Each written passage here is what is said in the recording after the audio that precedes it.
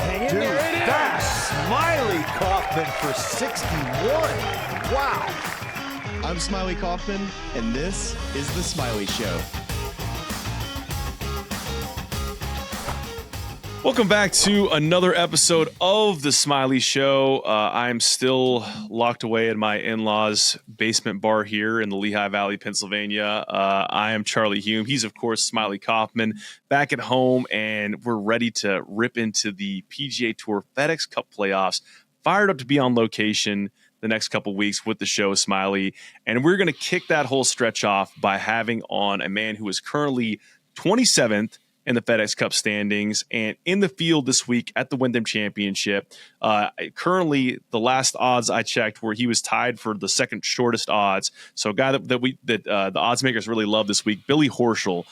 So excited to get to that conversation and you going in depth with Billy Ho.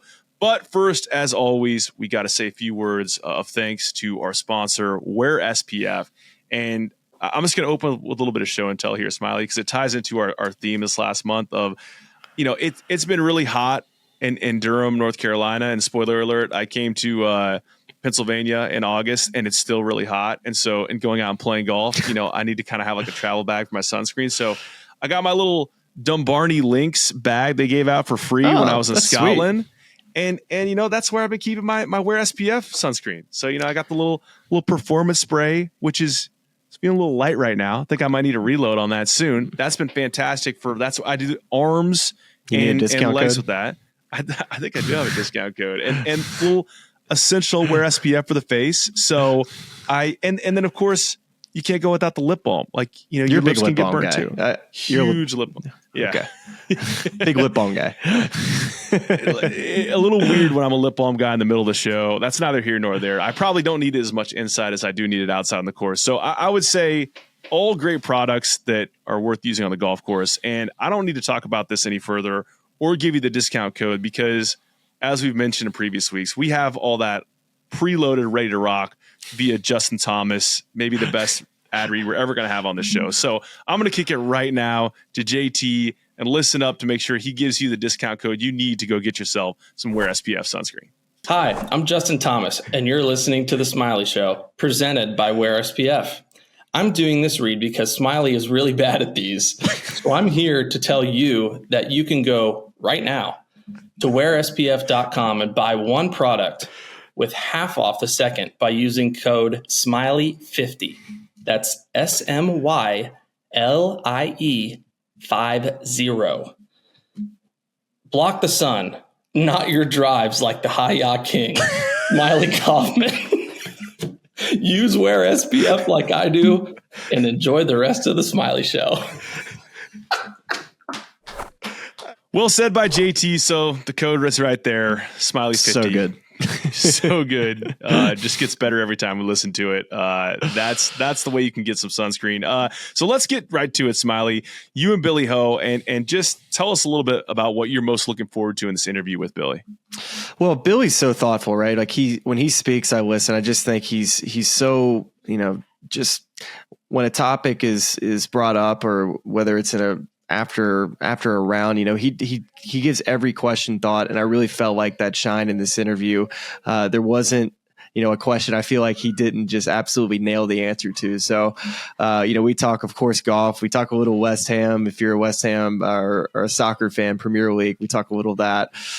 We also talk about something that you and I have spoken a lot about, which is the PGA Tour and just the way the model is now with the signature events, the distribution and its points list. So that was super interesting hearing Billy's take on it for a guy who's been on the tour for quite some time. But yeah, overall, just I think the highlights though is the Open Championship. You know, being there firsthand and getting to watch his round on Saturday and getting an opportunity to hear, you know, just about the entire week in totality. I really felt like that was the highlight of the episode, but I'm not going to be the one to tell you what my favorite part is. Why don't you listen for yourself and see what your favorite part was?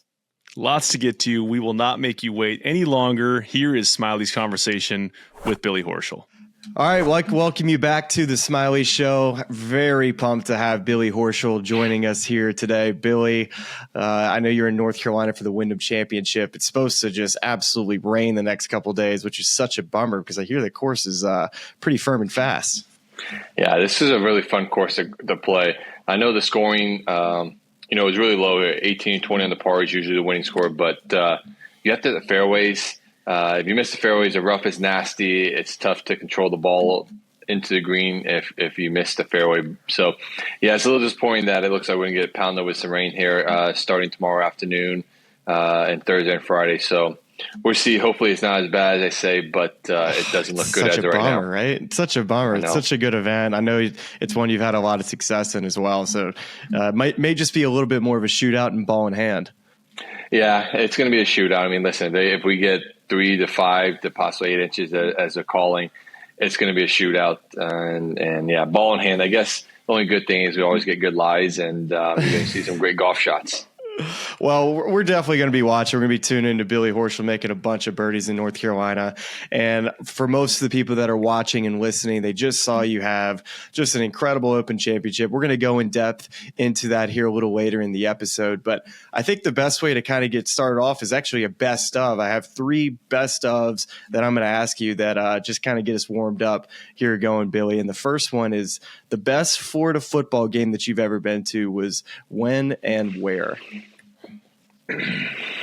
Well, it's going to be in Gainesville. The Swamp's an unbelievable place. I thought you might just say, that time I went to Death Valley, I thought there's a chance you might go there, but no. I haven't. It's one thing I want to do. I haven't been to any other stadium in the SEC. So, really? Yeah, I haven't. I just haven't made a concerted effort to get it done. But I think here we're starting doing the next couple of years. My kids are into it, and especially my little boy, he loves it. So we're trying to go to some away games. I would say the loudest the Swamp ever was 2006 against South Carolina. We had blocked a last-minute field goal. I think it was Jarvis Moss blocked it, and the stadium went berserk. I mean, so loud. And when they say, you hear people say, well, the stadium shakes. You hear, oh, yeah, the stadium was shaking. I can guarantee you the Swamp was literally shaking. I mean, where we were standing, you could feel like this Swamp was shaking. So that's one of the best ones. I would say the best game I probably went to, Auburn came to town. This was 2019. They were 4th ranked in the country. I can't remember if we were ranked or not, but we absolutely destroyed them. I think we were up 21-0 real quick in the game, and that was an awesome game to be a part of. Yep. I know Florida's probably in this zone right now where they need a big year, but man, that schedule is just absolutely brutal. And it's a shame too that LSU and Florida, we're so used to playing each other year in and year out. And now with Oklahoma and Texas and them splitting the divisions and going to just one big division, we don't play you guys anymore. And I was looking forward to that game because it was always nuts every single year. It was, and it was different with like the LSU rivalry versus like a Georgia rivalry or Florida State or even Tennessee. I felt like there was a little bit more respect between the LSU Tigers and the Florida Gators amongst the fans a little bit. Obviously, yeah, we could get a little spicy towards each other, but it was just it was always, I felt like, a little bit more respectful compared to like we absolutely hate Georgia, we hate Tennessee, and we hate Florida State. And when I tell people like, who's the team that you guys hate the most? They think we're going to say Georgia or Tennessee or LSU. I'm like, no, we hate Florida State. I mean, the 2 teams that we want to beat every year, it's Florida State and Georgia. And so yeah, we're going to miss that LSU rivalry. We got a tough schedule, no doubt about it. I think it's the toughest schedule in the last decade plus in college football. I think all the bookies have us at 4.5 wins. I'm taking the over, and I'm very confident in the over. I'm very confident that I think we're going to be a 500 team, if not better. I think we're sort of getting a little disrespected right now. And listen, I am biased. I am a University of Florida, alum, played golf there and everything. But I'm a realist, and I would tell you if I think we're going to have a bad year. I'm not afraid to admit if we're going to suck or not. But I think this year, with what we got coming back and Graham Mertz and what he did last year at quarterback, and if the defense can play a little bit better, which I think we brought in a lot better defensive coaches to help with that. I think we're going to surprise some people. So early in the year is big for us. I think we play Miami the first week, and I think we play Texas A&M, I think, again, like in the week 4, and then we have a couple – I can't remember who we play the second and third week. But those 2 games right there, we can get W's. That gives us a lot of confidence. It's August when we're all talking about the 4-letter word, which is hope. It's the hope that maybe this is the year that that all the experts are wrong, and that your team goes out and has a big year. So now that we don't play you guys, best of luck. I'm so used to just Florida and us had the best rivalry, so look forward to seeing how Billy Napier and the team do. So it's just right around the corner. And 2 more best of I got for you, Billy. Best advice that you would give to young dads. I know you mentioned your kids a minute ago talking about going to some games. What would be some advice you'd give to a young dad that's just getting started, starting their family? Oh, man, you can give a ton of advice. I think obviously just be really supportive of your kids, supportive of what they want to do, but also let them figure things out. Let them, if things get hard for them, they have to figure out how to deal with that, how they're going to overcome that, how they're going to get through that hard times. I mean, it's easy for us as adults to sort of show them the way and make things that are hard for them easier. But I think that doesn't help them later in life. So I think for me, it's being very supportive of my kids and letting them figure out how to get through some hard times, but at the same time giving them support to be successful in whatever endeavor they get into. That kind of leads me right into my last best of question. It's the advice that you would give to a junior golfer, and that because you got to figure it out at some point in this game, and you never really figure it out whether you're an 8-time PGA Tour like Billy Horschel or 1-time winner like myself, or a junior golfer who's got all the information in the world and they watch these best players on TV, and it's tough because there is more information out there now from coaches and what they see on TV. What advice would you give a junior golfer coming up right now? Well, there's 2 pieces of advice I would give to junior golfers. I think the first one is that they have an excellent opportunity to network with individuals in the business world by playing in these junior AMs that they play in the AJGA, by playing the AMs that they play in college, and then if they decide to turn pro, playing in pro-ams. Make sure that these people that you play with, you create a relationship with, because you never know at some point in life how they can influence your path in this world, whether it be sponsoring you some way as a professional golfer, or if golf doesn't ultimately come to fruition, reaching out to these people that you've had a relationship with, they can open up a door to a new path in life, and that being the business world in some areas that you have an interest in. So making sure that you treat people the right way, making sure that you network and you create these relationships of successful business men and women that you come across is vital to having give yourself the best opportunity to succeed in this world. Now, when it comes to golf, I would say work hard. Work hard, work hard, work hard. You cannot work hard enough. I don't care what anyone says. If you think you're working hard, I guarantee you there's a whole bunch of there's more players, there's other men, other women that are working harder than you. I know it's a tough thing to do, and it takes a lot of sacrifice and it takes a lot of time. Golf is probably the one sport compared to other sports that takes more time than any others because of the amount of time you have to spend on each aspect of the game and everything.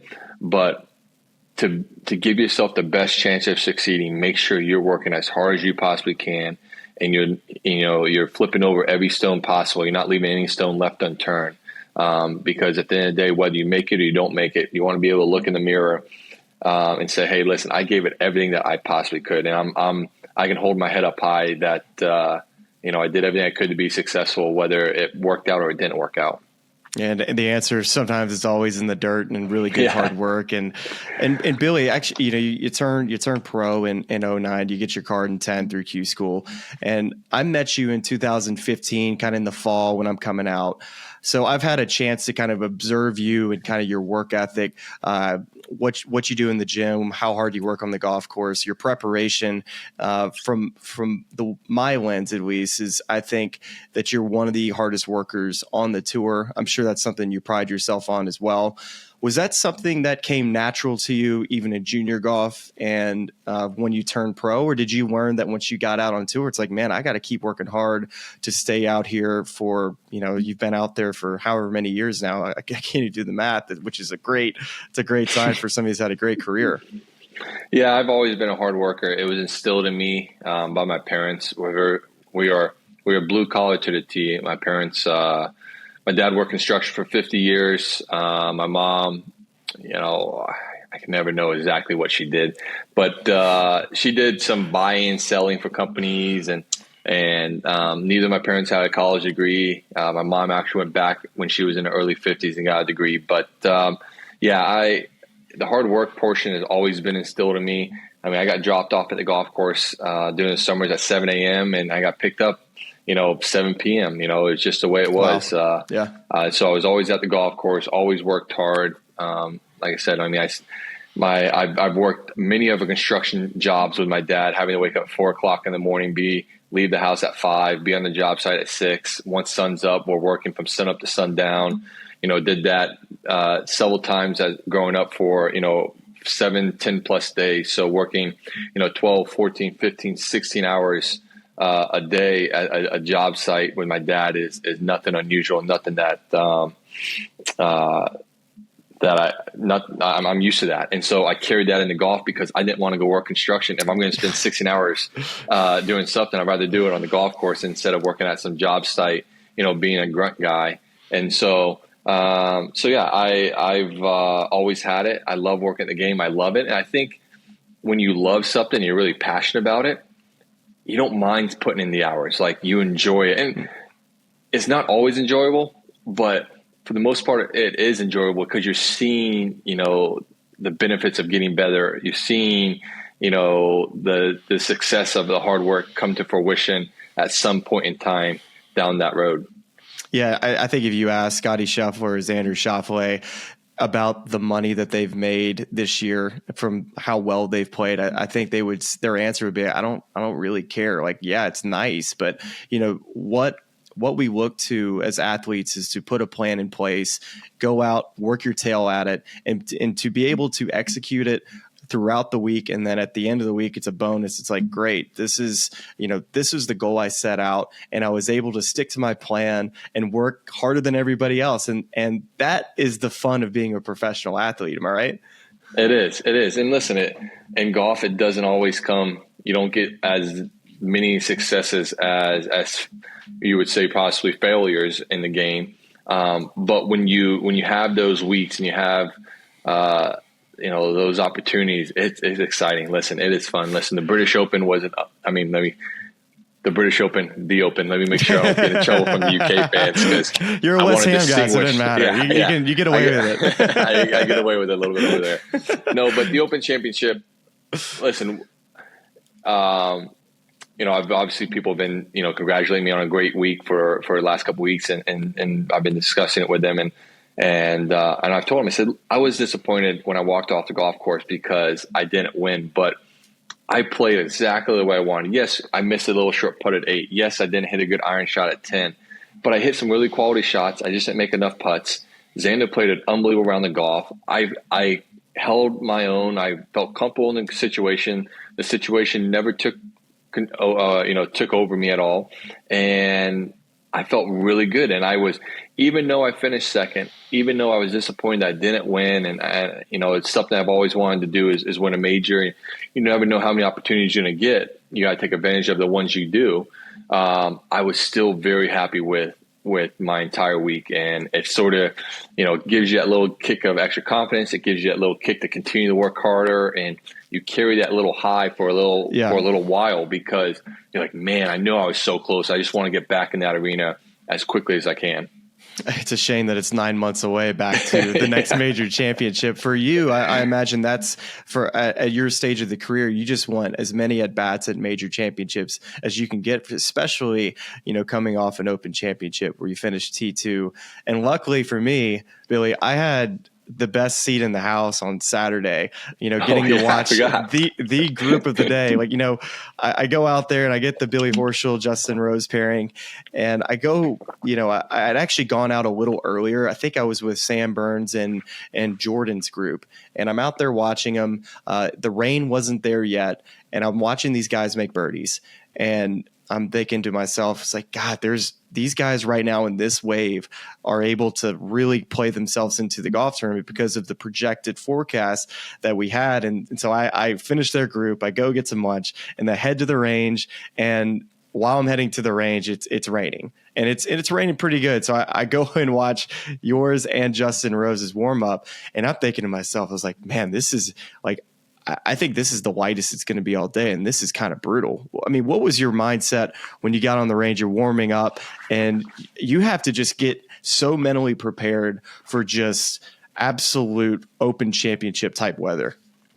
Yeah, listen, I think as any professional golfer, we don't mind playing in rain and the wind and the cold, like it's fine, but we want to warm up in good conditions. Yes. We don't want to warm up in the rain. Like it's like if it's windy, it's cold, it's fine. But when it's rainy, it's just like, gosh, I mean, for me, I don't know what other guys like, but I don't swing the same when it's rainy. Like I'm just always like, it's little half swings, 3/4 swings. I'm not swinging full out because I want to control the golf ball. Mm-hmm. And so you're just warming up in the rain is just never fun. And so I knew it was going to be a brutal day of golf. I knew going out was going to be really tough because that wind was coming from the southwest, and I knew when we actually, never mind, it was coming from the northwest. So I knew going out, the wind was going to be down and it was going to be helping, and we got to take advantage of some of the holes early because I knew when we turned, it was supposed to pick up and get a little worse, and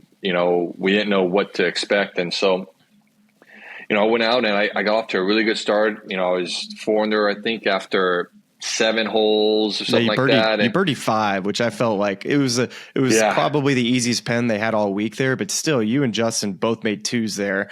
And that's when I was like, okay, this group's about to get it going here. Yeah.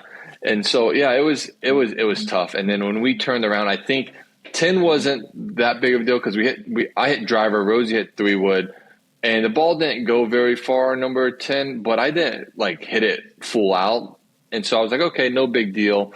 And I got to 11, and I was lucky enough on Tuesday. I teed off really early on Tuesday. I went off at 6:50, and I played the first 9 holes and no wind. And when I got to the backside, that north wind came in. So I had a really good 9 holes of prepping for, at least the wind and, the lines. And so I hit my tee shot at 11, and I pushed it a little bit, cut it a little bit more than I wanted. I thought, no big deal. I thought it was in the fairway. And then when I got up there, when I saw I was only 3 yards away from the gorse, and I was like, holy smokes. And I saw Rosie's, and he's hitting 2-iron in the green. And obviously I played it safe and just laid up with a 5-iron. I was like, wow. And then we get to number 13 and we hit that tee shot. And I was like, this is going to be some fun golf coming in. And listen, it was one heck of a day. And I think in those conditions, when you play an Open Championship, and I've been fortunate enough to play in the Dunhill the last 3 or 4 years and play at least one round like that every day, or at least one round every year in that tournament in conditions like that. So you understand after playing that what you can and can't do, physically, mentally, and everything. And you just have to bunt the ball, keep the ball in play, not do anything stupid. You got to rely on your short game, make some putts, because it's going to be a tough day. You're going to be, bogeys are going to happen, and you're just really trying to limit the damage you can. And I did a really good job the entire day. The only thing I was frustrated with when I walked off that golf course was that I bogeyed 18 after being in the middle of the fairway. Yep. And so that was the only thing that I was disappointed with, but it was still a great round of golf in some really tough conditions. Well, I think that's an understatement. By by my just lens that day, it was one of the more impressive rounds I've ever witnessed. I thought the front nine, I know you said that there was an opportunity for some scoring there. I still felt like it was hard just with the conditions. I know the conditions were favorable, but still you went out and just absolutely you hit every single fairway and every single green on the front side, which is exactly what the game plan called for. And up until that point in the week, I mean, you're leading the field and fairways hit, greens hit. You're just absolutely destroying this golf course by putting the ball in the fairway and avoiding the bunkers. And then we turn around and go to that back nine, and it was so opposite of the front of fairways and greens. It didn't matter. I mean, you were hitting fairways, but it was just hitting greens though. but I mean, you could barely even get to them. Correct. I mean, you're hitting three woods. There was 6 par fives on the back nine, right? That's what I said. So you had about 40, 60 yards on a couple holes where you're trying to get up and down. You get it up and down, of course, on both of them.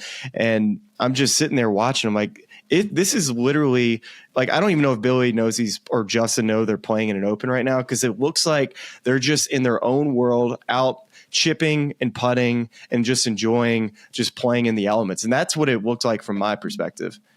Yeah, it was. And listen, I mean, it was, you knew you were in the obviously Open Championship, but like it was enjoyable. And obviously when you're playing well in those conditions, it makes it more enjoyable. There's no doubt about it. But I don't know what it was. Obviously, Rosie's a really good friend. Fooch is a really good friend. Fooch caddied for me for a few years. Of course. But it was just one of those things where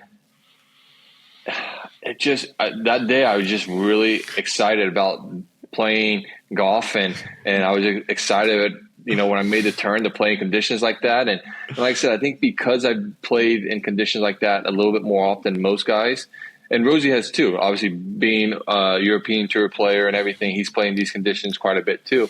You just sort of enjoy it, and you understand that the golf you're going to play is not pretty golf. It's just about getting the ball in the hole with the least amount of shots possible. You're not going to hit pretty golf shots. The swing's not going to feel pretty. Nothing's going to feel pretty. But what's pretty is when you walk off the green and you made a par on a really tough, like on 15, you make par on 15. Like that was a really good par there. Oh my God, wasn't it ever? Yeah. I mean, I was audibly laughing at Rosie the entire day, or at least the back nine, because every single shot he got frustrated with the bill of his cap. So then he kept on moving it. And then he would turn it around, and you the entire day, you're like, I'm backwards hat. I'm not dealing with it. And Rosie kept on getting annoyed. He's like, this raindrop. And then it's his grips. And then it was just every single shot he had to back off to get his grips. And it was the whole back nine. And I don't know how many towels they went through, but they went through a lot. Yeah. I mean, it had to be 8 or 9. It was up there. Yeah. I love Fooch. And he's gonna give me some stick if he hears this, but he doesn't, and he's caddy for me too, so I know this. He doesn't really do a good job of keeping the towels dry. Let's just say that. so he's got to always have a lot of towels. I remember when he caddied for me, I remember opening up the bag one day, he had like 5 towels in there, and we knew it was gonna rain. Like, why do you have 5 towels? And like now I know. I mean, obviously I figured out why, because when he's caddying for me, he doesn't really do a good job keeping the towels dry. Like I think I went through 2 or 3 towels. But yeah, they were struggling a little bit over there, but yeah, it was funny. The best thing about it, I see Mark Blackburn left of the 14th green, and he's got 7 towels in his hand that he's about to hand to the guys to get some clean towels to him. I was like, my goodness, this is just comical. We were walking down 11 fairway, and I saw Fooch talking to, I don't know if it was a rules official or one of the walkers with us.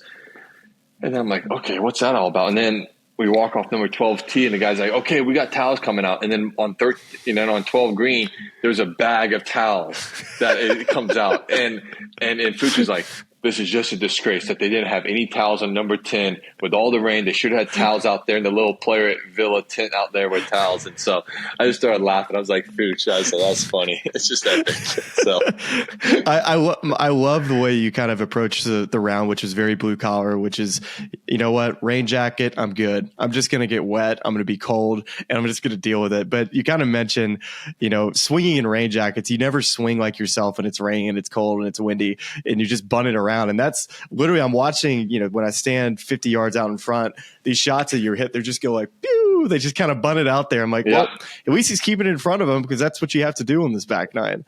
Exactly. And it wasn't raining hard enough for me to keep the jacket on all the time. It was just one of those, at times it rained hard, so I kept it on a few holes to swing. But the other time, it's just like, man, it's not. I'm just going to take that jacket off and I'm going to swing without it because I'm just going to make better swings and the ball is going to go a little bit further without me having the rain jacket on. Because I put the rain jacket on, it's going to go even shorter with everything. So yeah, I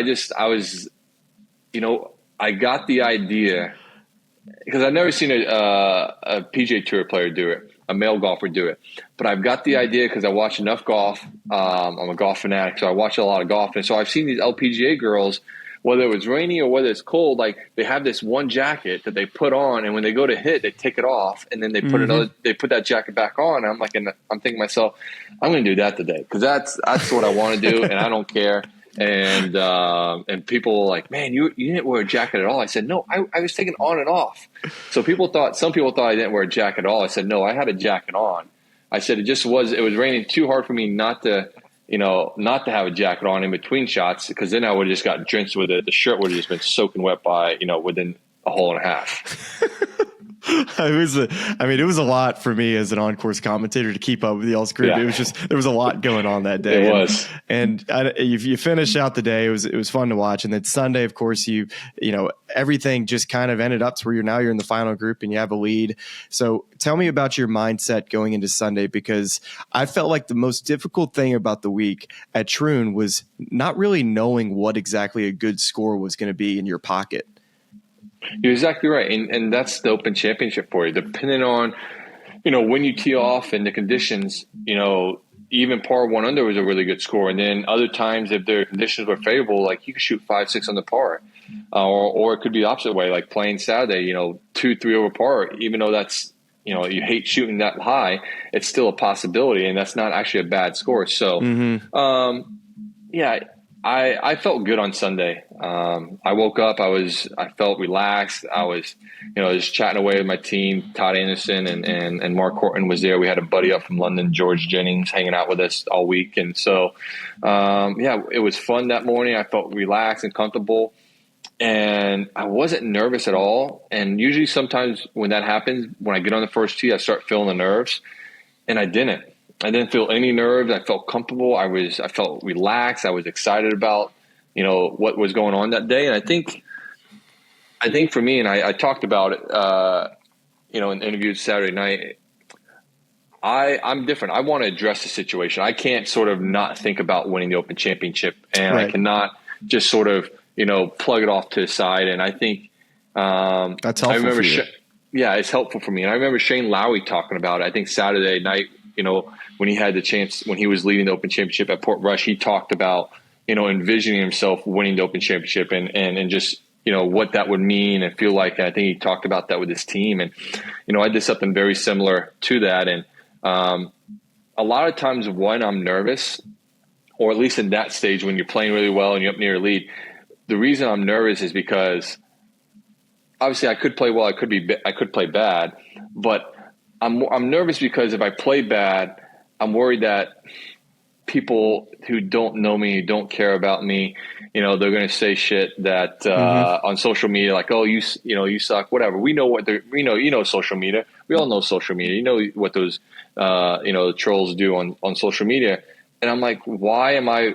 If that's the reason I'm nervous, then I shouldn't be nervous, because they have no importance in my life. And they couldn't even come close to doing what I do on the golf course. So at that point, I was like, man, that's the only reason I'm nervous. I'm not worried about playing bad. I know I'm going to play well. And I know the people that care about me and love me, they're going to still care about me and love me. Whether I win this or not, it's not going to change anything. And so I was like, man, I'm only nervous because I'm worried that if I don't play well, people are going to, say things about me that just aren't true. And so that was it. And when I realized that, I was like, yeah, let's just go enjoy it. Like you're going to play well. So let's not worry about what someone says that has no importance in your life whatsoever. And that's your personality too. You're a guy that doesn't back down from any challenge. So that's cool that you have the insight and just, knowing, all right, what's going to be my trigger if I do get nervous. So that's really cool that you just mentioned that. And so now that you're on the tee, you're in a good mindset, for somebody, again, I was out on the course earlier that day and the wind was howling Sunday mid-morning. I'm thinking to myself, okay, I'm trying to figure, I'm out here on the back nine. If the golf course is going to play like this, I think the winner, I think it's going to be right around 4 under. That's in my head, just being out there. This is what I thought the number was going to be. So how difficult was it for you showing up to the first tee? Did you have a number in mind? And when did you allow yourself to start looking at the leaderboard? Or was it just looking in your own group and seeing kind of where the lead was with how well Lawrence was playing on the front nine? Yeah, I think, waking up that morning, like you said, it was pumping. And when we got to the golf course, it was still pumping. But the forecast called for the wind to die down sort of late, somewhere on the backside possibly. I didn't actually have a number at all in my head. I think when I'm winning a golf tournament or I'm leading a golf tournament, and for the most part, when I've been leading, I've never had a number. I'm like, hey, if I go out there and I play my golf game today, if I play the way I will play, like no one's going to catch me. Like I'm going to, it's going to be done. So, but I would have said, if you get by the front nine because it was pump and wind, then the back nine, the wind was supposed to lay down, and if it shifted to the way it was supposed to, I think it was supposed to come from the southwest. It was just going to be but it just came straight from the west. It was, which was it wasn't in off the left like it was Saturday, and it wasn't down off the left like it had been early in the week. It was just straight west, which was a little bit different, but we knew it wasn't going to be from a northwest direction, so there was possibility of some scores being had. I just thought, maybe I'm like, man, if I go out there, I shoot a couple on the par, I think it's probably going to be good. Like if I got the 2 maybe, but I thought 3 for sure, get the 7. And then obviously I got off to a really good start. Missed a birdie putt at 7. Actually didn't hit a bad wedge shot at 8, just misjudged the wind a little bit and missed a short putt there for par. Mm-hmm. And then obviously Tristan played really good on that front nine. He had a 2-shot lead, or at least a 2-shot lead over me going to the backside. He played aggressively from what I could hear in my ear. Like just on 9, he hit driver, right? Hit driver on. I was like, he pulled driver out on 9. I'm like, where is this guy hitting this? Because he hit driver on 1, he hit driver on 2, he hit driver on 3. It's 15 yards wide on 9. Yeah, and he hits his drive, and it's perfect. But I was like, gosh. And I love that because he played his game. He's like, hey, this is what I didn't play with him the first 3 rounds, but if that's what he did every day, the first 3 days, and he stuck with it, like you got to give kudos to that guy because he didn't change his game plan for the moment. He's like, I'm playing the way I played all week, and I'm going to go out the way I want to go out. Mm-hmm. And so that was impressive. And I thought when he made birdie at 9, I'm like, man, he's playing really good, and this is going to be a tough one because now I'm 2 back with 9 holes to go. Obviously, there's opportunities still to make up ground, but it just didn't look like he was going to back down. It looked like, man, he's going to go out there and shoot one of those rounds where, like Xander did. He was 4 under after 9 holes, and I thought, man, he's going to shoot 6 or 7, and this is going to be a tough one. And obviously, he just made a mistake at number 12, and then nothing. He didn't do anything coming in. And so I really thought Tristan was a guy I had to worry about making the backside. And then when I got to number 12 or 13, I saw a leaderboard. I'm like, dang, Xander. And then he birdied another one. And then he birdied another one. And then he birdied another one. And I was like, and so obviously playing 16, I think I was 4 back at the time or 5 back, whatever I was. And obviously I birdied the last 3 holes. And Xander finished at 9 or 10 on the par, and we finished at 7 or 8, 2 shots back, I think it was. So, yeah, it was impressive round of golf that Xander played, especially that backside. I mean, I just watched the coverage of the final round in the last couple of days, and he didn't miss a shot. I mean, that was pretty impressive golf. And listen, he's played that way all year, and that was, it wasn't like it was unexpected. That was expected based off the way he's played all year. Yeah, and if you go and finish T2 in a major, you don't want to feel like, that that there was something that you could have done differently. Yeah, you talked about a missed putt at 8 or an iron shot at 10, but I mean, from my vantage point, I felt like that's kind of getting ticky-tacky, right? Like you're going to hit bad shots in a golf tournament. Correct. And if you're going to lose, you want to lose to a guy that goes out and just hits unreal shots, which is what he did. Just the execution level down the stretch. We've seen Xander and Scotty both do it this year, and it's been pretty damn impressive to watch. But one of the things I did notice, and I caught on to this while I was out there, and I know you're a West Ham guy, and I kept on hearing like, "Come on, Irons," and I was like, "What are the people saying?" But dude, like you're kind of like the European of the Americans for us. Like you're like our spy, right? Like you're the guy that we send out there, and you kind of are the middle ground for us with these European fans, or I guess the English soccer fans, I should say. Yeah, I've got a very good relationship with the UK fans. They've been really great to me. It started back in 2019 when I played Wentworth. I just enjoyed it over there a lot, and they embraced me. And then obviously a couple years later, I won the BMW PGA in 21. I rocked the West Ham bag at the Open Championship in 21 for the first time. And then that opened up an entire new door for them and me, because I was supporting a club that's a very blue collar club. That's not one of the top clubs in the country or in the Premier League. And then I was at the same time, like I'm supporting West Ham, but I'm supporting like the sport that they founded. They founded soccer. They invented soccer, or football. And so they wanted, just embracing, realizing, hey, here's an American who loves football.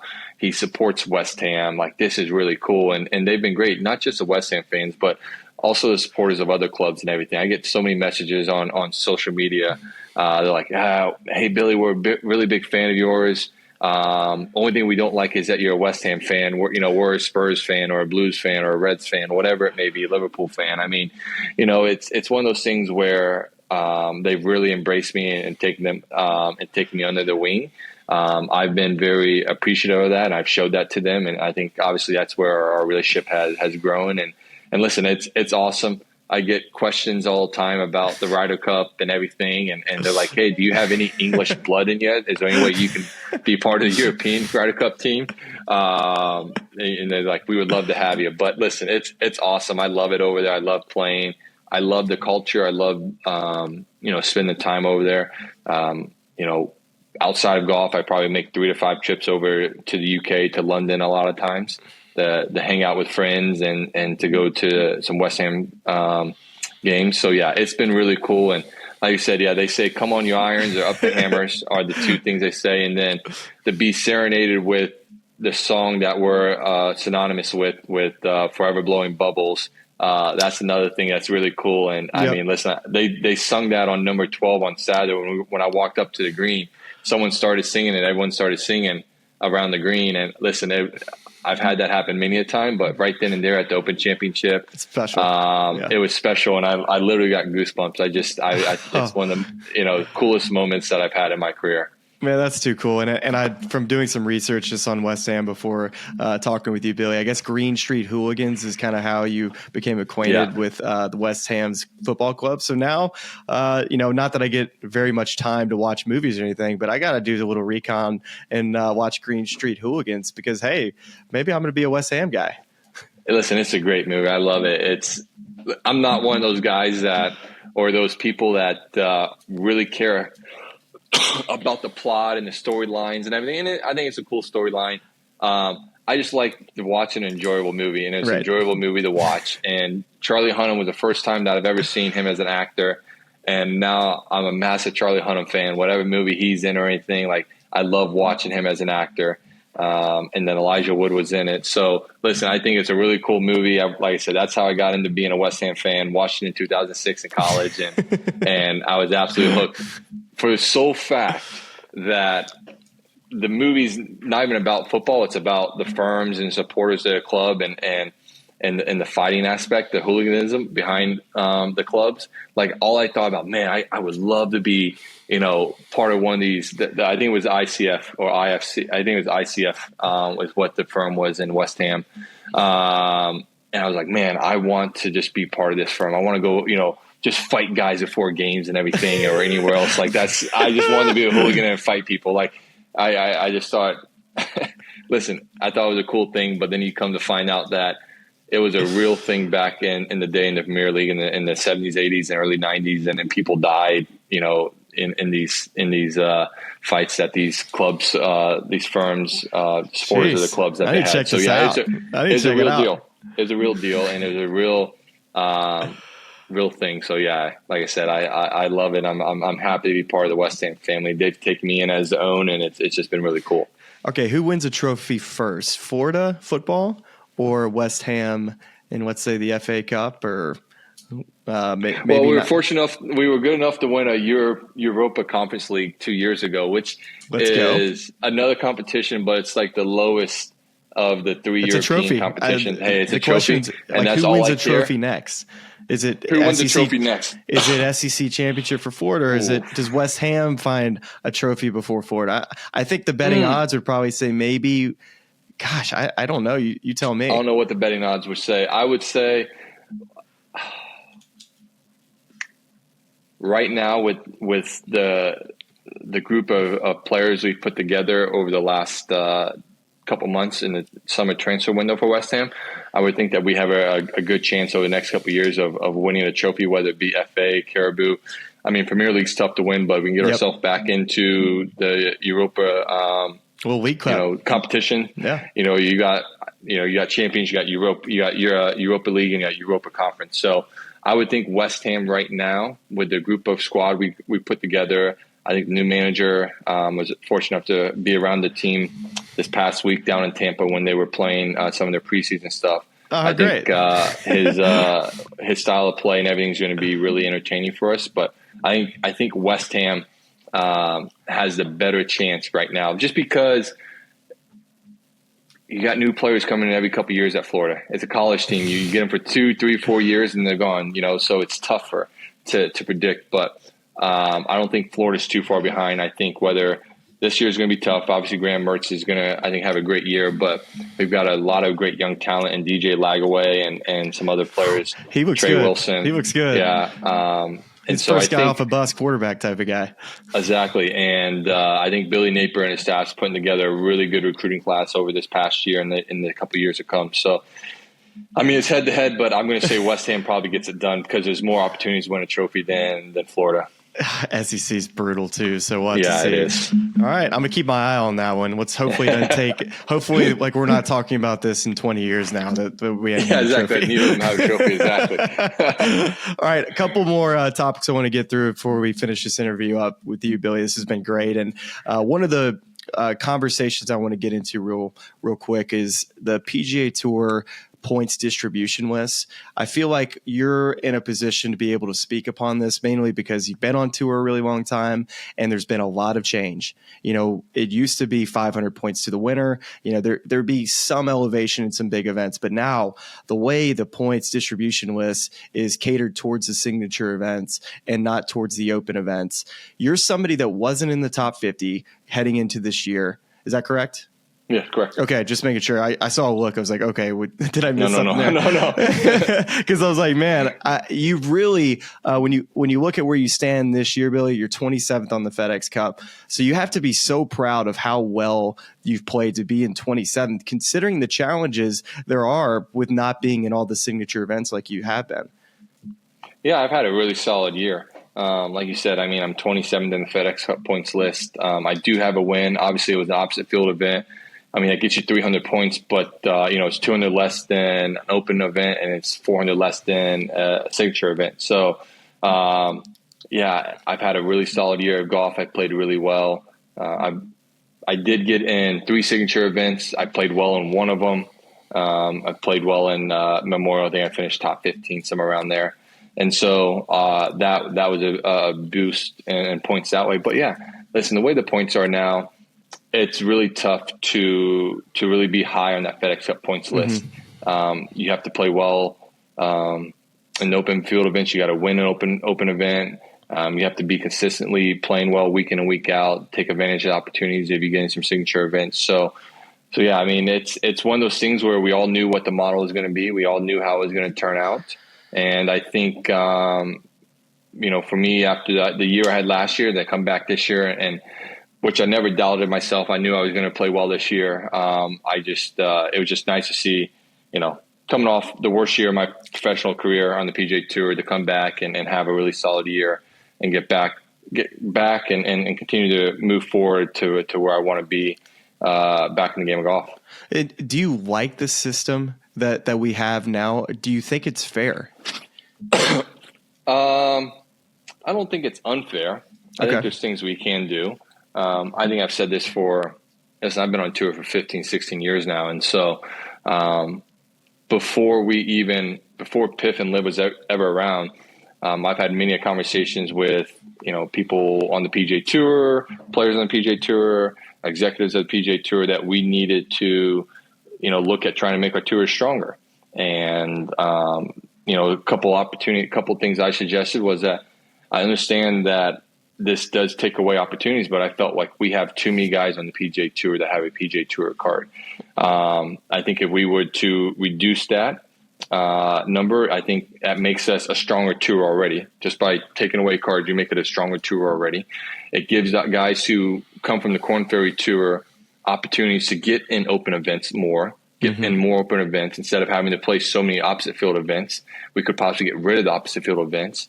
I think we could reduce our schedule a little bit to make it even a little bit more defined, so we're not going up, and it just makes it a stronger product, because we do have so many great sponsors out there on the PGA Tour, as you are well aware of. And if there's less tournaments, and you got a bigger pool of sponsors fighting for having a tournament, which is going to be great for the players and is going to be great for everyone involved. So I just think that, we're doing things now that we're trying to make the tour better. Whether they're right or wrong, we're trying things out, which I felt like for a long time we really didn't do. We were just very, status quo, improving, but not really making the necessary changes. And I will give there's a lot of things that people aren't aware of, that aren't in the know. And I'm fortunate enough, obviously I'm a PGA Tour player, so I have conversations with the PGA Tour execs quite a bit. Obviously I live in Ponte Vedra, but they were well aware of what needed to be done on the PGA Tour. They knew we needed to make changes to continue to progress. They knew the model that we had, probably wasn't going to be successful and financially successful for the time being. And so they knew they needed to do something to continue to have the success that we've had for 40, 50, 60 years on the PGA Tour for another 25, 50 plus years. But it's very tough when you have 215 plus members, active members on the PGA Tour, to try and please everyone. And you're trying to always, look after everyone and try and make changes. It's always tough to get some of those changes passed and bring in new ideas, because you may have one fraction that agrees with it. You may have one fraction that ultimately doesn't agree with it, and you have people in the middle. So it's very tough, and I don't think people understand how difficult it is to make some of those changes. But they were aware of it, and they were trying to figure out ways to do that. And obviously then Piff and Liv comes around, and you have you get forced to start doing this, and the players start realizing, what some of the PGA Tour execs have been trying to tell them and show them. And so then it opens up now the opportunities of the players being open to making changes and everything. And listen, we're still another 2, maybe 3 years away from ultimately seeing what the PGA Tour looks like, what the game of golf looks like. So I think for the most part, it's been beneficial for everyone, every professional player in the game of golf. And what's happening, it gives you the opportunity to continue to play well and reap the rewards financially and competitively wise. And then I think, we got to make sure that the biggest thing is that obviously the sponsors have been great and are going to be there, but we need to make sure the fans are getting taken care of and everything. They add the energy, they add the excitement. We love playing in front of them. You know how it was during COVID, how awful that was. I mean, it was the worst time in golf I've ever had, is playing in front of no fans. It sucked. But I love playing in front of them because they bring such a great energy and enthusiasm, and for me, it energizes me playing in front of fans that are excited to be out there and watching golf. So, listen, I think when this is all said and done, everyone involved in a game of golf, we're all going to come out winners, which is what ultimately should happen. And you mentioned about 215. I mean, it's a huge number. And I feel like the players realize we got to get the best players playing together for not only for TV, the fans, but, it's just the best possible product. Do you feel like, I say you mentioned 2 or 3 years, but do you feel like there's like a sweet spot number in mind of what that number could be? Is it 100 guys? Do you feel like the other players have kind of a general idea of what that number may look like? I think every player is different in the number. Listen, the signature events have been great, in the sense of you getting the top players together, 70-man fields. I do believe, though, we need to have a few. I think the fields need to be larger. I think you need to bring in more storylines. I think the fans will get a little bored, get a little disinterested if we're continuing to have the same top players play in these signature events. It's exciting to see them play, but the best storylines in golf are always when there's a David and a Goliath. Mm-hmm. Because you have top players that you're expecting to win, and you have these stories in the Davids that, oh man, how cool would that be? That guy's been grinding on tour for 7 years, and he's got an opportunity to win the biggest event in his career and make the biggest check of his life. And I mean, how that changes his life and changes his trajectory in the game of golf is unbelievable. And listen, when you have Goliath versus Goliath, it's awesome, like you did at the U.S. Open Championship with Rory and Bryson and Patrick Cantley and everything. And there are some storylines in there as well.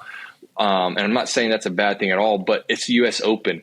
It's going to be great because it's one of the 4 biggest events of golf. And so you're always going to have interest in majors no matter what. But I think for the PGA Tour, you need to have more David versus Goliath. You need to have those opportunities for those players. And so I think I would like to see, as I was supportive of these signature events being a smaller 70-man field, at the time, I was supportive of them, but I also wanted to see more of the Davids be involved. And I do believe if we increase those fields a little bit, you get more of those great storylines that the fans are really interested in when you have those opportunities. And it does come, it does work out perfectly for the entertainment aspect of golf. One of my favorite events this year, Billy, was probably, you mentioned David versus Goliath, but when I think of David's on tour now, I just think of the young guys that just haven't gotten the opportunities that people have seen their name. They want to see, can they go up against these guys? For me, it was Davis Riley up against Scotty Scheffler in Colonial, and Davis goes out and is like, dude, I've won on every level too. I just need opportunities. And I thought that to me is like the David versus Goliath that I'm really interested in. It's like, I want these young guys like Thorne Bjornsson, Luke Clanton. These are the guys I want to see more opportunities to, which I think PGA Tour U has been a great avenue for guys like Davis Thompson and Ludwig Oberg. And you've seen how this young generation's helped kind of create that David versus Goliath storyline that maybe in the past years it was a 15-year veteran. I think it's just changing a little bit because the audience isn't quite familiar maybe with these younger players. Yeah.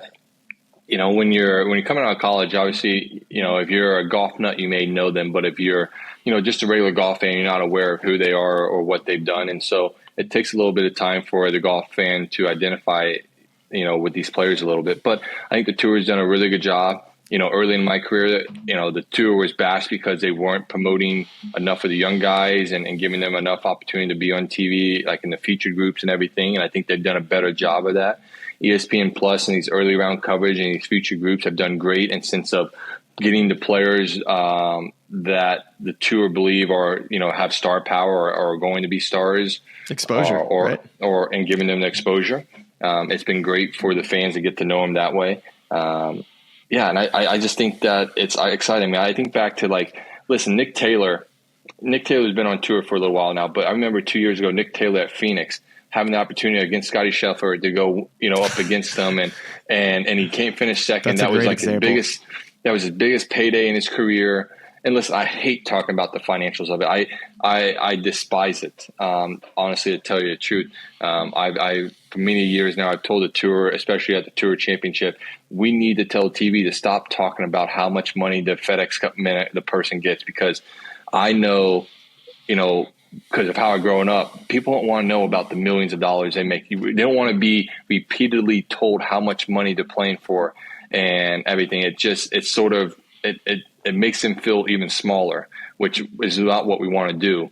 But when you have stories like a Nick Taylor against Scotty Scheffler at Phoenix, and he just loses in a playoff, I think it was, and then a couple months later he goes and wins Canada because everyone knew Nick Taylor at the Waste Management and finishing second, and then he goes to the Canadian Open and has an unbelievable weekend and makes an unbelievable eagle putt against Tommy Fleetwood in the playoff. Like, man, that's a story right there that's really cool that people connect. And now Nick Taylor probably has his recognition over the last 18 months has gone up because of what happened at Phoenix and in that arena.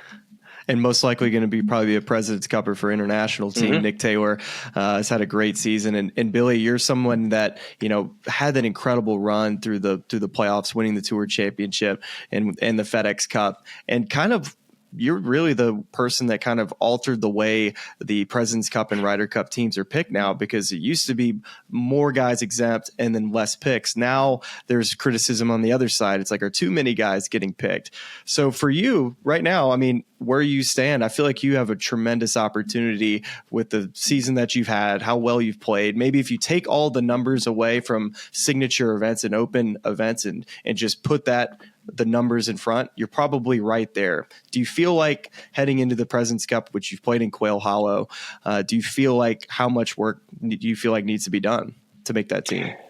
Yeah, it's really interesting because I think I'm like 22 on the President's Cup points list, and I obviously that takes a 2-year window, and so obviously not playing well in 23 hurt me. But I felt like I was shocked that because of the year I've had where I'm in the FedEx right now, I thought it would be higher up. But I feel like if I play well these next 4 weeks, I'm going to have to get a pick. I'm not going to obviously qualify in the top 6, but I feel like if I play well and I continue to do what I've done this year, if I can get another win, that obviously, increases my chances and everything. But I think if you were to possibly look at it in the sense of, like you said, I think, maybe there is an opportunity for me to get picked. But listen, there's so many great guys. It's tough to make a United States team right now. I mean, I don't think people understand how strong and how deep golf is on the United States side, and to be able to make a team in today's day and age is really a challenge. I mean, it's the toughest it's ever been in the history of these team competitions to try to make one of these teams. And so to be able to try and make my second President's Cup team would be an unbelievable, goal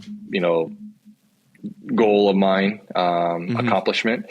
And then, I'm in a really good position right now with, a year out to possibly make my first Ryder Cup team, which that's one of the 3 goals I still have left. I don't have accomplished, making a Ryder Cup team, winning a major, and getting the 10 plus wins on the PGA Tour. Those are the 3 goals that I have left that I want to accomplish. And so, I'm in a really good position right now to hopefully, if I continue to play well over the next year, make up my first Ryder Cup team, which would be awesome at Bethpage. I mean, those fans are going to, be so raucous. And I think whether you're a United States team player or a European player, I think we're some guys are going to be coming away with, and I don't say this lightly. I'm not saying this, listen, people deal with this, for a living, and it's really a tough thing. But PTSD, there's going to be some players walk away with a little PTSD just because of stuff that they hear if they don't play well, and the way they're going to be crucified, it's going to be bad. But like I said, I say it in a light, joking way, but seriously, there are people in this world that deal with that as a life-threatening,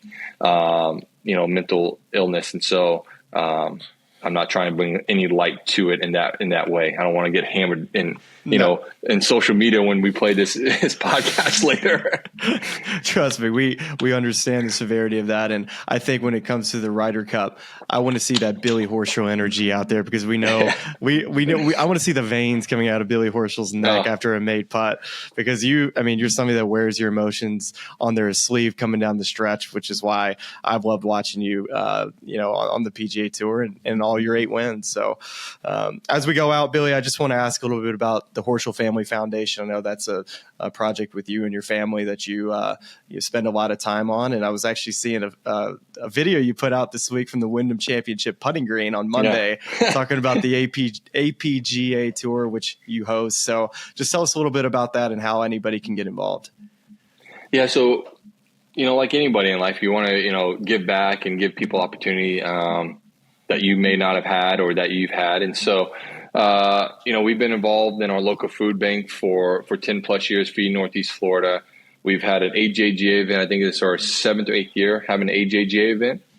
That's in early October down at Adena Country Club in Ocala, just outside Gainesville. We've been involved with the K9 Forwards for the last couple of years. Such a great organization. I wanted to talk about PTSD earlier. This is what these people, these military men and women coming back from service and dealing with PTSD. Having a friend and sense of a dog be there to help comfort them when they're struggling. Like that's, that is such an unbelievable thing to see. Got introduced to them about a decade ago through Tim Tebow doing his charity events and those guys being out at TPC Sawgrass and just seeing, how much it meant to them to be able to have a service dog with them to help them through their challenges after coming back, serving this great country of ours. And then the APGA event, this is my 4th year holding it. We're going to hold it down at Concession Golf Club again. Last year was our first year down there, first year at TPC Sawgrass. Just been unbelievable to be a part of this. I love these guys. These guys are great personalities. They're great people. They have a zest for life in the game of golf, and just trying to help them achieve their dream of trying to make it professionally on the PGA Tour. And if it doesn't happen, introducing them to people in the business world. We've been fortunate enough to have people like Cisco, Velocity Global, BDO, Zurich's been involved.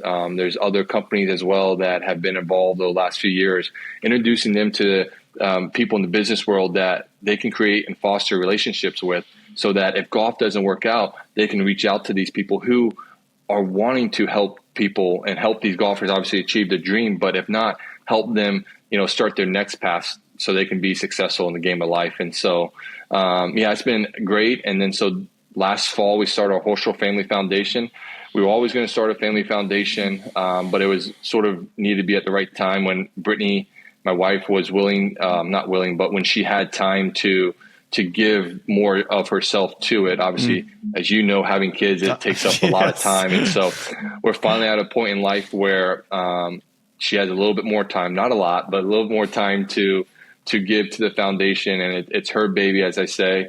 And so the really big thing behind our foundation is the mental health and addiction. Obviously, Brittany's being 8 years sober, dealing with depression and anxiety is a real thing. And I think this world, we've been a little bit more accepting of mental health and addiction, but there's still a long way to go, and still a lot of people out there that are wanting help and need to get help. So it's been great to start this foundation.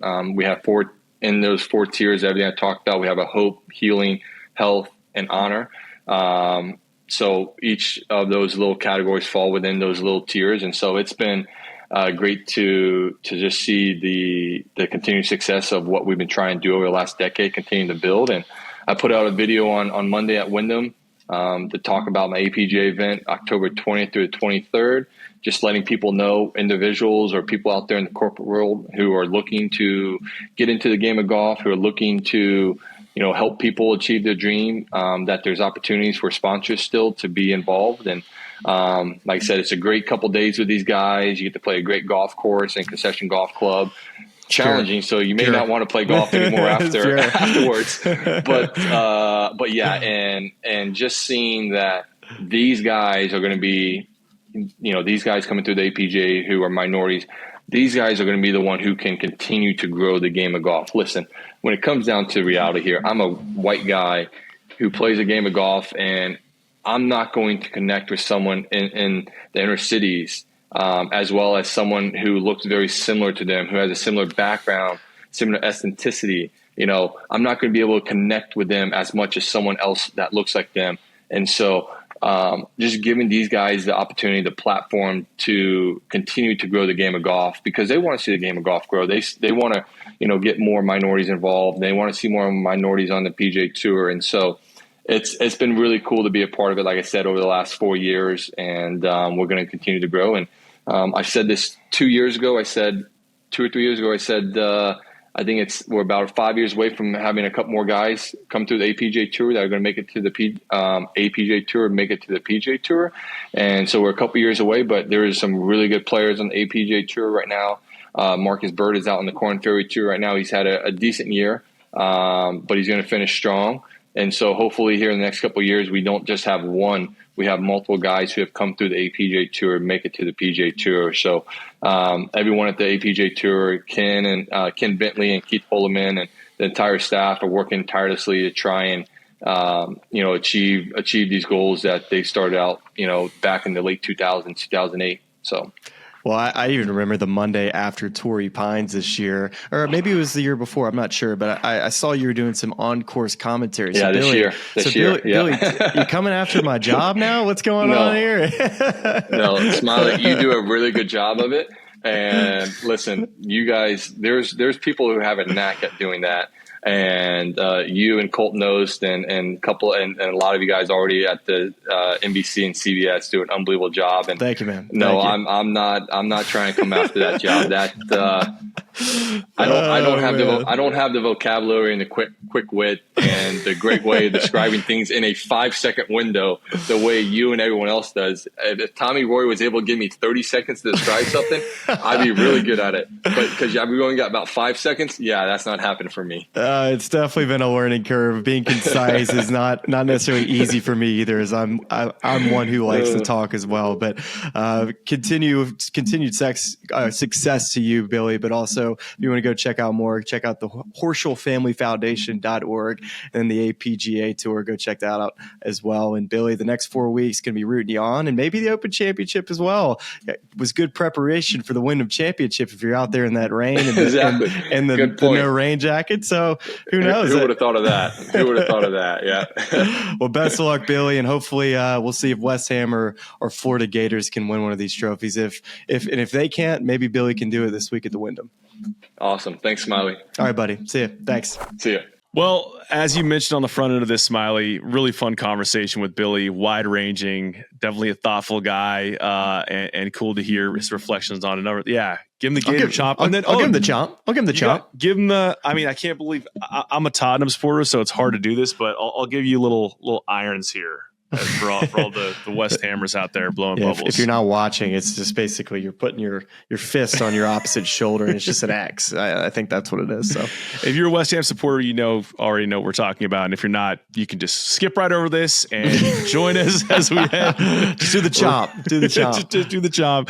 And head right in with us as we make our one and done picks for the Wyndham Championship this week. We'll start with Smylie. It's going to be very interesting weather week because it is dumping buckets. The hurricane, I think it's Hurricane Debbie, making her way up the East Coast. In fact, I'm supposed to be driving home in the middle of Hurricane Debbie. Not thrilled about that for myself or my family. But we do what we must. So I believe it is I think you picked first last week for the Olympics. So what do you think? Morikawa. You did take Morikawa. Yeah. I had a free square if I wanted to use Scotty Scheffler and chose not to. So shame on me. Neither of us burned the Scotty Scheffler free square, which is like, what am I doing? Truly inexplicable stuff. What am I doing? Well, okay, so let's dive in then, and as we do kind of every week, we give you a few names we like for DFS lineups, for maybe you want to go in a different direction with your one and done pick, or you already burned the guy that we're using. So I got 3 names that I like kind of up and down this board. I'll start first with Davis Thompson. And I think it's also worth noting for these guys where they stand in the FedEx Cup list here, because, some guys the goals are different. Some guys are trying to make it into the playoffs. Some guys are trying to, secure their status as we head towards East Lake. So Davis is currently 24th on that FedEx Cup point list, courtesy of a win earlier this year at the John Deere. And so with Davis, he finished tied for 9th at the U.S. Open at Pinehurst #2 earlier this year, which is also a Donald Ross course. Sedgefield is the same. So I love that sort of connection there. And he had a positive strokes gains putting at the U.S. Open on Bermuda, same or similar surface here at Sedgefield. So that's something I like right away, because as we've noted with Davis, the one thing when he struggles and plays poorly, it has a lot to do with him not putting it well. So knowing that he's comfortable on the surface and he's, just a month or so ago putted well on the surface, I really like that for him. Mm-hmm. And then just talking about these conditions, rainy, wet, we're probably going to have ball in hand for the majority of the weekend. He played great at two venues where, if I'm remembering correctly, at both Rocket Mortgage and John Deere, there was some degree of wet, kind of swampy conditions and ball in hand for some portion of the week. If we're playing preferred lies and he's a striper of the golf ball, he should do well too. He should do well here as well. And then I'm just looking at his record last year, narrowly missing the FedEx Cup playoffs, was 73rd in those standings. So, a guy who's won this year on tour should feel a lot of motivation to kind of make a push for not only making it, of course, which he will, but making that push for Eastlake and really kind of locking up signature events for next season. So Davis is a guy I like. Nikolai Højgaard is another guy I like, who's currently 80th in the FedEx Cup. And so I kind of I was in between selecting a European player coming off the Olympics, as in between Nikolai and Victor Perez. And Victor obviously had that thrilling finish. He's going to have a ton of emotion, playing that way in front of the French home crowd, and could very well play well this week. But here's why I like Nikolai a little bit more is, so he was 62-68 on the weekend at Olympics. And for some bizarre reason, we were really locked in last year to the Wyndham, of course, because JT was trying to make the playoffs, Adam Scott, Shane Lowry. And I just remembered Nikolai popping up on my TV a ton, on the first couple of days and heading into the weekend. So I went back and checked, and this was the last tour event he played before flipping back to the European tour, heading into the Ryder Cup. And he finished T14 here last year, and he was positive 1.66 strokes gained putting here. So another guy that I like, putting on a Bermuda surface he's comfortable with, coming off playing really well on the weekend at the Olympics, and a guy that obviously needs to make a move to get into the playoffs. So I'm liking Nikolai here a lot this weekend. And then the third guy that I'll throw at you that's also kind of on the wrong side of the current cut line, Ben Coles at 81. And this is maybe a bit of a flyer here, but I was just looking at the course profile here at Sedgefield, and one of the things relative to other PGA Tour setups that it rewards a lot is driving accuracy. And Ben is one of the most accurate drivers of the golf ball on the PGA Tour. And I'm looking at his finish last year, a guy who finished first on the Korn Ferry Tour standings and closed the season in incredibly strong fashion, and kind of matching it up here and saying maybe he gets a little bit of that end of season juice, drives it straight here this week, makes a push, finishes in top 10. Maybe that's enough to get him into the FedEx Cup playoffs, and he backs up a great season last year on the Korn Ferry Tour with a playoff season this year. So those are my three guys that I really like, but that I'm not choosing as my one and done pick. Who are your three, Smylie? Yeah, that's really interesting how you kind of describe Ben Coles. And, he's a guy that's not going to be scared to go make a bunch of birdies, winning a bunch of times on the Korn Ferry Tour. And on a wet golf course, we got to drive it straight.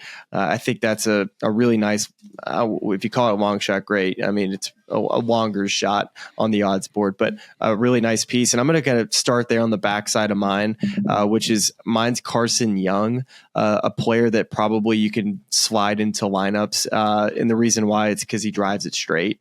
And I think this golf course, like you said, it's not going to be firm. It's going to be very soft, but so maybe that brings in a couple more guys to where maybe we're overanalyzing how important it is to hit it straight. But if they get a ton of rain, like we're expected to, ball will be in hand. So to have a clean golf ball being in the fairway is even more important, because if you hit it in the rough, if it's not plugging, you're going to have mud all over your golf ball. So driving it in the fairway with clean golf ball is a huge, huge advantage this week. So Carson Young, also a really straight driver of the ball. If he irons it good, the weeks that looking at his stats, when he has ironed it well, he does seem to top 10 and catch a putter that's somewhat warm. I think he's probably needs a career type putting week if he's going to win.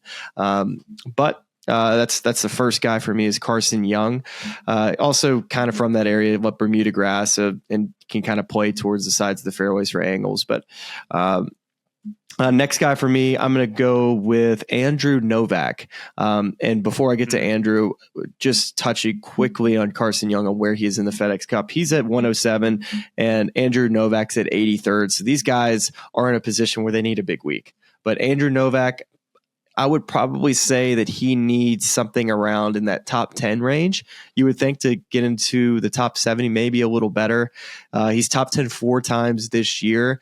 And it really has felt like it's been a better season than 83rd. His top 10s, though, have all been 7th, 8th, 9th places. So he's been very close to these open events to, getting into the top part of the leaderboard, but maybe not quite getting into the top 5, which if you look at the points list and the open fields, you could tell there's a huge points differential in between finishing, let's say, 4th place versus finishing 8th. So it's been very close for him this year. To me, he's also from the region. And I just feel like he's played better this year than where he stands on the FedEx Cup. So Andrew Novak, let's see what he does this week. Lastly, if you don't have Siwoo Kim like on your card, you need to think about it because this guy's like, he is the Wyndham Championship. He won in 16. He's at 3 top 5s, lost in a playoff another year since that win in 16. So the Wyndham Championship, you got to start with Siwoo Kim, and I probably would be picking him if it weren't for another guy that I just kind of recently talked to. Well, there you go. That's a good tease for who your pick might be. But a good collection of guys there, and I agree on all of them. I feel like I had this sensation with both Carson Young and Andrew Novak where they just – you go back and you look at their finishes and maybe they don't finish as strong on the weekends, but they just seem to be in and around it this entire season. And this feels like one of those events where, kind of to your point, if they had to get aggressive and make a ton of birdies this week, I mean, it could be a high risk strategy where there could be a ton of upside and a ton of downside. Nothing to lose. Nothing to lose.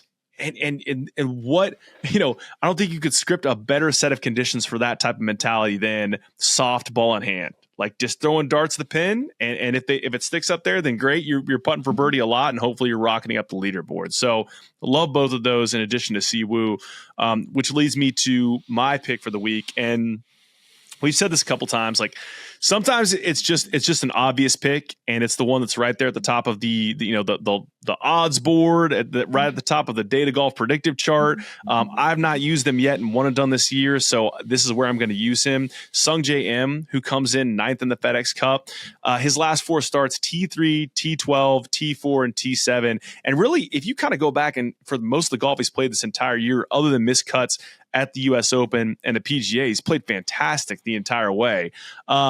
This is where I'm going to contradict myself a little bit because I just talked to you about how I love Davis Thompson at Pinehurst and on those Bermuda greens, and he had a miscut there. But I guess, we very recently detailed a 66 that was shot on a Donald Ross course in softer, wet conditions, and this is the time of the year for scoring. So I'm just going to say here is that while Sungjae obviously did not play great at Pinehurst number 2, like this course being a lot softer after all this rain, I think maybe helps him out a little bit. And so here I'm just counting on him hitting a lot of fairways, having ball in hand, throwing some darts and making a ton of birdies and just continuing the run of form he's been on of late. And so I'm rolling with Sungjae Im this week at the Wyndham. Part of me thinks that because of the conditions, it actually would make a better chance for maybe a long shot to win this week. But when I just look at just kind of how guys typically their state of mind and actually winning the golf tournament, I think you often see that guys that have nothing to lose, meaning like their job is secure, they don't have anything to worry about when it comes to the playoffs. That's where I kind of settle in on Billy Horschel. I know we just talked to him, but he's in a position right now that he can. Number one, if he goes out and wins, that helps him to potentially make the President's Cup team. He's already inside the top 30, sitting at 27. He's had 6 top 11 since 2016 at the Wyndham. So it's a golf course he obviously likes and feels comfortable with. And I feel like it's if we get down to Sunday and it's a bunch leaderboard with a lot of guys, I think when other guys are worried about, getting into the top 70, or let's say a couple of those guys are in the mix, get me the guy that has nothing to lose and that his job is secure and that really it's just anything that he does is just kind of bonus. So give me Billy Horschel for those reasons. And honestly, I just kind of want the Smylie Show bump. That's too much to ask. It's never too much to ask. We got to keep the Smylie Show bump going. Would be great if we doubled up on the one and done here with a Smylie Show bump. So, I mean, that's best case scenario. But I mean, I love the pick for a lot of reasons. I mean, you just heard Billy talk about the type of goals he has, which are lofty ones. He wants to win 10 times on tour. He wants to win a major. He wants to make a Ryder Cup team. Like, this is a guy that talked about how tough it was to come off playing his worst season on tour. And he's gone out and gotten after it the season and made the most of his 3 sponsor exemptions into signature events, despite the fact that he was not in signature events.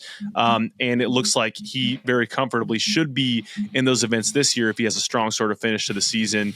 He's locked up. Yeah. He's So locked up. I think that this is a guy that, should be motivated, especially on the heels of playing phenomenally well at a very tough test in the Open Championship, to come out and score well this week and finish strong. So I like it. I like it for the show bump. And I like it for, just keeping the one and done heater rolling. So it's good stuff. Absolutely. The only thing I'll say to the viewers and the listeners out there, we did an awesome interview with Michael Neff with Gears, and never really got an opportunity to dive into a little bit with Billy, talking about some of the changes he made and figured out last year when it came to his lie angles of his clubs, actually flattening out his irons 2 degrees, couldn't cut a wedge, realized that he needed to make a change, just going and using the Gears program. So we did that interview last year. We actually talked about Rory, Billy Horschel, and Cam Smith all in 3D. So if you're into that sort of stuff, give that a look, as I really think that's pretty interesting of how Billy was able to kind of turn all of his hard work into actually like, oh, okay, it was maybe not the Indian, it was actually the Arrows type of situation. It's a great shout. I'll say this for the Cliff Notes version of Billy's section.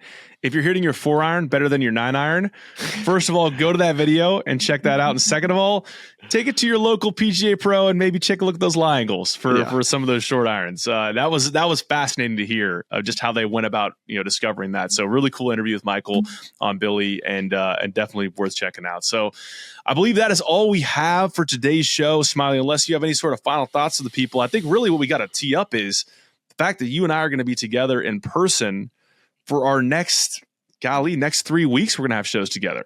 Pumped for this. Really excited. I think, we're talking about, going to Memphis, and then I'm really excited about Denver. Everybody just says that place is just incredible. Castle Pines. And then I've never been to East Lake in my life. Wow. So seeing a new golf course, the Andrew Green restoration from a Donald Ross original. I'm really excited to see that golf course. From my understanding and people that have been around it, they've said the golf course is much harder. We'll have to see. I bet there's going to be a little bit more firmness to it, but I'm interested to see why they said that it might be 4 or 5 shots harder. So really interested to see what that golf course looks like. And of course, doing our typical preview and recap pods that I think most of you have become accustomed to listening to, and we're excited to bring that content to you over the playoffs. Yeah, make sure you are subscribed to the YouTube channel if you are not already, and following the social accounts. We're going to have a lot of cool content coming there as we're on site at all 3 FedEx Cup playoff events. So looking forward to that. If you're on the East Coast in the path to hurricane, stay safe, stay dry. And yeah, we'll look forward to talking to you next live from TPC Southwind in Memphis. Appreciate you watching and listening, and we'll talk to you soon.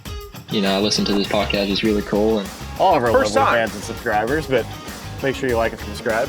It's cool to see what you guys are doing. I know golf fans appreciate it, but we do too, so please keep it up. For all the good people of YouTube, like and subscribe. You guys have some good takes, so I'm happy to come on and shoot the